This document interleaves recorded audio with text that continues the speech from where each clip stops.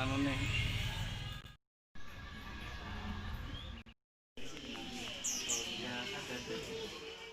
Tempat penjagalannya ya Pak?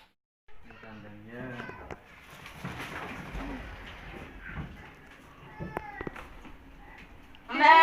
Ini juga langsung memelihara sendiri gitu enggak, ya? kan Pak Tony pulang dari pasar kan beli kambing, ditaruh di sini. Ntar kan apa Pak Tony motong, ntar kan ada yang jualan daging ya, daging kan buat apa yang jualan gulai sate itu. Ini satu hari langsung habis. Oh. Ada Mbak, satu hari habis Sehari ya. ditaruh sini langsung. Iya. Dipotong. Salahnya Ada SOP-nya ya Mas? ya. Terus dari MU.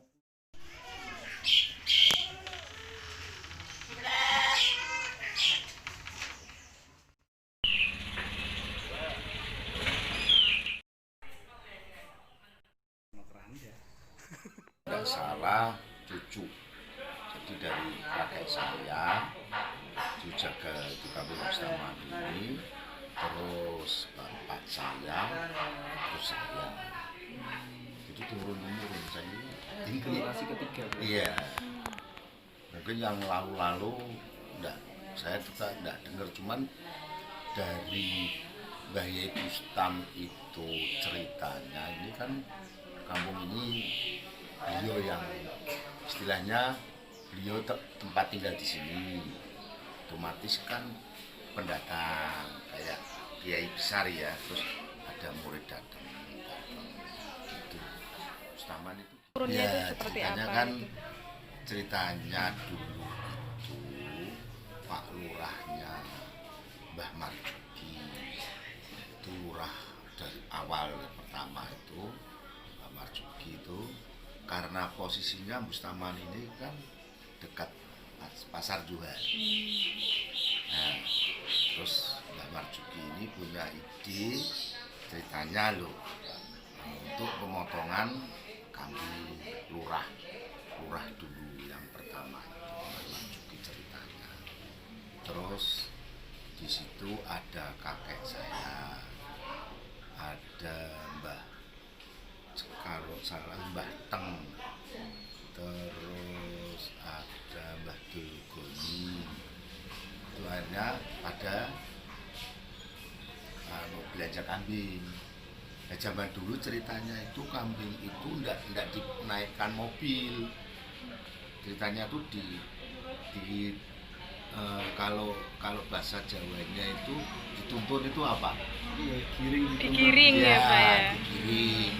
Misalkan dari pasar misalkan Ambarawa. Dulu Ambarawa belum ada katanya. Yang ada itu katanya itu Ngampel, terus daerah sana-sana lah. Ceritanya itu kadang sampai 2 hari, kadang sehari. Jadi beli dibuka di daerah-daerah, nanti digiring sampai sini, terus baru dipotong. Karena belum ada mobil itu. Itu perkiraan tahun berapa Pak itu? Ya tahun 18 berapa ya? Kalau jenengan sekarang usianya berapa? 60 tahun. 60 tahun. Heeh. 18. 8 lebih sekian lah. Ya. Saya umurnya sudah 60, otomatis kakek saya, bapak saya, terus kakek saya. Sebelum kakek saya katanya sudah ada. Berarti kan lama. Sudah kakek saya aja pendatang. Ceritanya loh, bukan jagal. Dulu itu malah kampung santri. Karena dari Mbah Yai Bustam. Terus beliau itu setelah tidak di kerajaan, otomatis kan dapat daerah. Orang-orang dulu kan, orang kerajaan dulu kalau sudah pensiun kan dikasih daerah. Udah kamu tinggal di sana, tak kasih daerah sana. Ceritanya gitu. Terus beliau buat padi sih. Sekitar sini sampai ke Tanggal di sana katanya. otomatis karena beliau adalah seorang ulama besar, otomatis kan datang istilahnya orang yang mau belajar dan sebagainya. Jadi dulu Tapi kita santri. di sini ada semacam pondok pesantrennya seperti itu atau tidak? Pak? Tidak. Beliau itu hanya buat surau. Oh, ada suraunya. Nah sekarang jadi musola ini. Oh. Sama subuh sama beberapa rumah.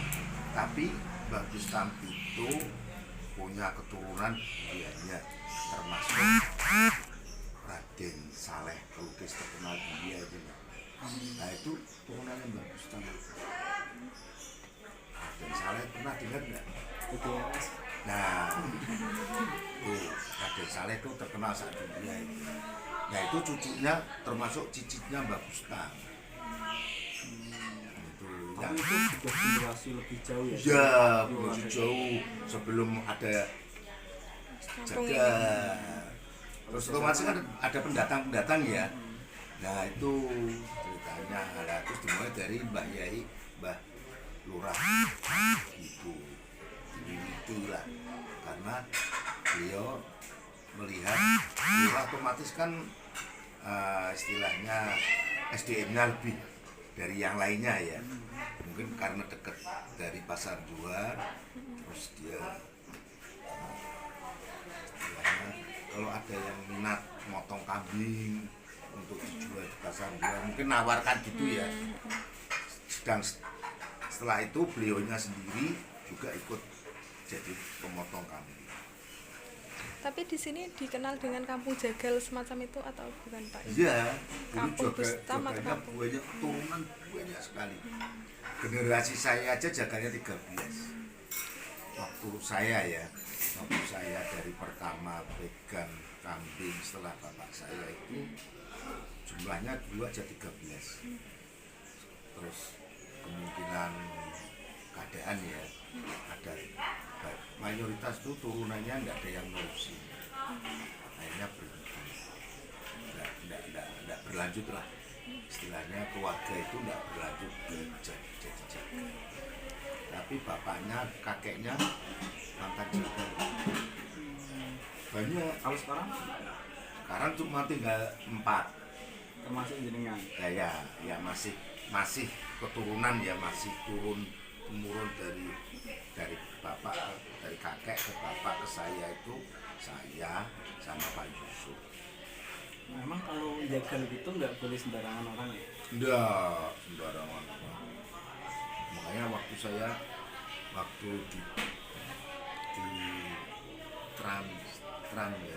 Trans TV itu saya di syuting, itu kan masuk TV terus tuh itu kan saya omong, jadi jaga itu siapapun bisa. Nah, misalkan generasi muda-muda Mustamah ini saya akan untuk menjadi jagal kambing dengan cara istilahnya misalkan kerjasama dengan beberapa daerah, penggemukan dan lain sebagainya. Nanti terus didatangkan ke Mustamah untuk dipotong, disuplaikan. Kalau semua Saya- bisa, kenapa hanya 4?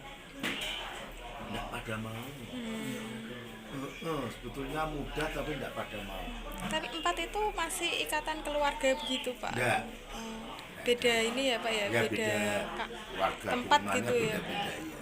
Tapi punya garis dengan yang dulu. Iya, yang dulu punya garisnya. Kayak Pak Yusuf Ibrahim itu dari bapaknya, dari kakeknya. Beliau malah pendatang. Dia orang Kamboja, orang aslinya itu orang Pakistan. Malahan keluarga Pakistan. Mungkin di sana zaman orang tuanya dulu sana mungkin jagal ya.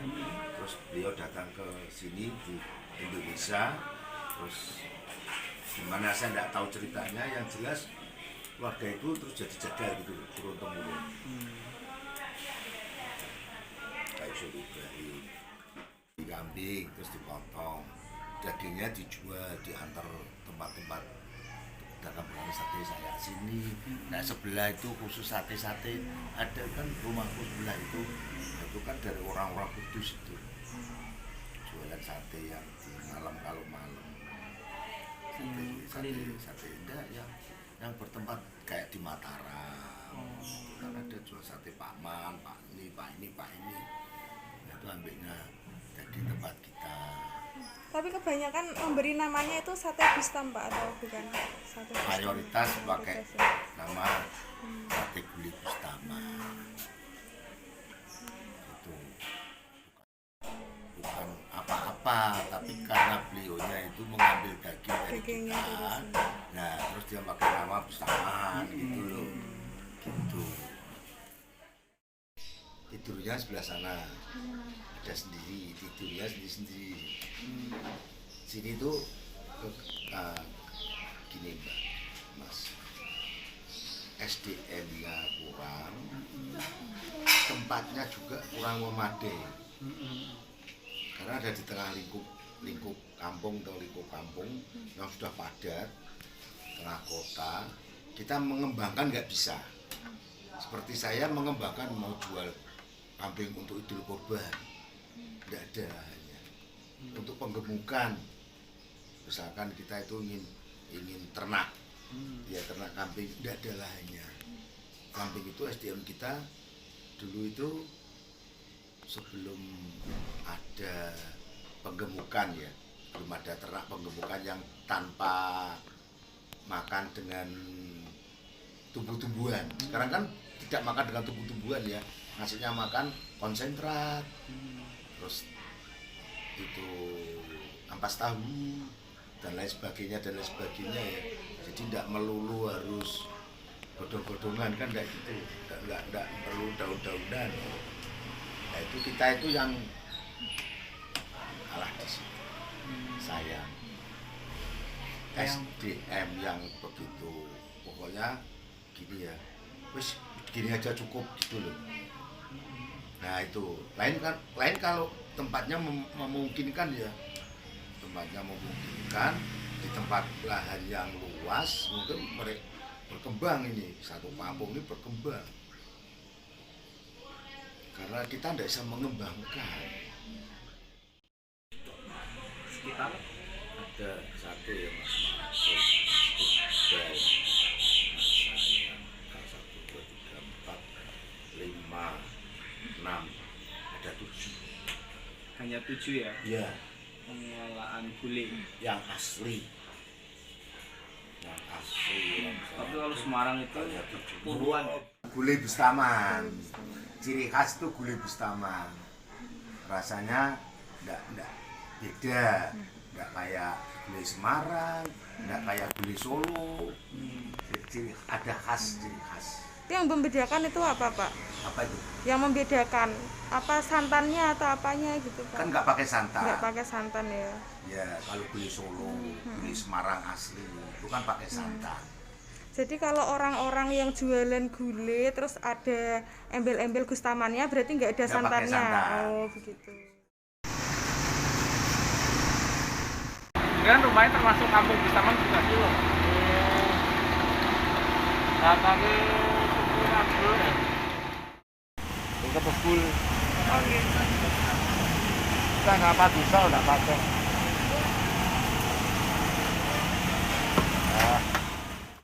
Gurih gini ya Pak ya. Khasnya itu memang gulai tanpa santan. Kalau gulai Bustaman asli, kemudian gulai tanpa santan. Terus ada Ada rempah-rempahnya sendiri dari Bustaman. kalau di sini ini sudah buka dari sejak kapan Mbak? Selama puluhan tahun ya. Puluhan tahun ya. Jadi dari jam berapa sampai jam berapa? 10 pagi Ibu. Sampai jam 4 sore.